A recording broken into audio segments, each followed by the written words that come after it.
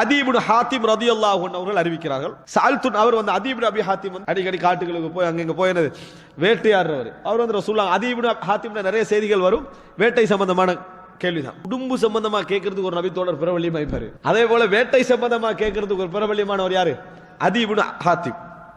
அல்லாஹ்வின் தூதரே, மிஅராஜ பத்தி கேட்கிறான். மிஅராஜ் என்று சொன்னால் அதாவது ஈட்டி இருக்குது.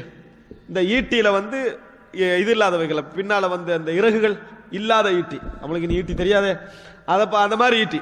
அப்ப அந்த ஈட்டியை பத்தி என்ன செய்யறாங்க? ரசூலுல்லாஹி ஸல்லல்லாஹு அலைஹி வஸல்லம் அவர்கிட்ட வந்து கேட்கிறாங்க. இப்ப ரசூலுல்லாஹ் சொல்றாங்க, இதா அஸாப பிஹத்திஹி ஃபகுல், அவருடைய கூர்மையான பகுதி போய் அதில் பட்டிருந்தால், எதை நீ அதாவது அதை தாக்கணும் என்று யூஸ் பண்ணிக்கிற அது போய் பட்டிருந்தால் சாப்பிடலாம். அது அறுத்ததுக்கு சமம், நீ சாப்பிடலாம். அறுத்ததுக்கு சமம் அதுல இல்ல, அதாவது அது அறுத்த மாதிரி என்பது விளக்கத்துக்காக சொன்னேன். அப்ப போய் சாப்பிடலாம்.